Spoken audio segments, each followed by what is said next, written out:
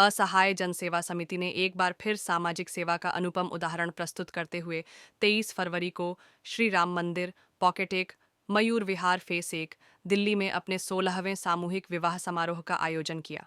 इस भव्य आयोजन में 51 भाग्यशाली कन्याओं के विवाह संपन्न हुए, जो समाज के कमजोर वर्गों के उत्थान के प्रति समिति की प्रतिबद्धता को दर्शाता है। इस समारोह में शामिल होने वाली कन्याओं और उनके परिवारों के लिए यह दिन खुशियों और नई शुरुआत का प्रतीक बना। आयोजन में सभी जोड़ों को विवाह के लिए आवश्यक सामग्री जैसे कपड़े, आभूषण, घरेलू सामान और अन्य जरूरी वस्तुएं समिति की ओर से उपलब्ध कराई गईं।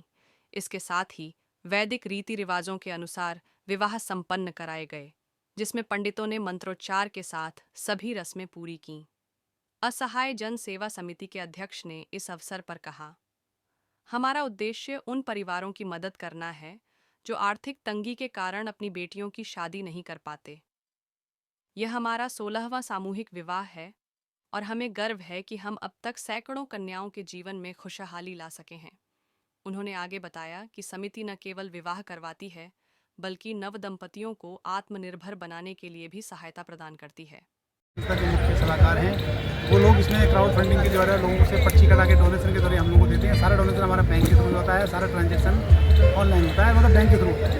तो कुछ लोगों से आप पर्ची वगैरह चंदा वगैरह भी इकट्ठा करते हैं? चंदा इकट्ठा करते हैं, लेकिन उसके लिए हमने इनकम टैक्स एक्ट में हम लोग रजिस्टर्ड हैं। हम लोग उसका ई फाइलिंग करते हैं, पूरी रिपोर्ट इनकम टैक्स को देते हैं और सारा काम चेक के थ्रू करते हैं, बैंक के थ्रू करते हैं। धन के अभाव में शादी नहीं कर पाते और उसके बाद सामाजिक सहयोग से हम लोग जितना भी कार्यक्रम में जितना भी खर्चा होता है वो सामाजिक सहयोग से होता है।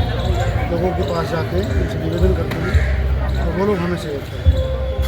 तो 51 कन्याओं का विवाह आप करवा रहे हैं। आज से पहले भी आपने कभी 51 का लक्ष्य लिया था या पहली बार आपका ये लक्ष्य है? लक्ष्य तो ये आज से 4-5 साल पहले लिया था, जिसमें हमने 35 साल 2020 में 35 लड़कियों का विवाह किया था। उसके बाद मन में ये था कि भाई 51 लड़कियों का टारगेट पूरा करना है इस बार। कार्यक्रम में स्थानीय गणमान्य व्यक्तियों, सामाजिक कार्यकर्ताओं और समुदाय के लोगों ने भाग लिया। उपस्थित लोगों ने समिति के इस प्रयास की सराहना करते हुए इसे समाज के लिए एक प्रेरणा बताया। नवविवाहित जोड़ों को आशीर्वाद देने के लिए आए मेहमानों ने उनकी नई जिंदगी की शुरुआत के लिए शुभकामनाएं दीं। यह आयोजन न सिर्फ 51 कन्याओं के सपनों को साकार करने का माध्यम बना, बल्कि समाज में एकता और सहयोग की भावना को भी मजबूत करने में सफल रहा। असहाय जन सेवा समिति का यह कदम एक बार फिर साबित करता है कि मानवता की सेवा ही सबसे बड़ा धर्म है। मालूम हो कि असहाय जन सेवा समिति के संस्थापक एवं चेयरमैन कमलजीत वैद्य, अध्यक्ष जितेंद्र पारचा, कोषाध्यक्ष देवेंद्र प्रसाद ने पिछले 16 साल से कई गरीब और निर्धन कन्याओं की शादी करवा चुके हैं।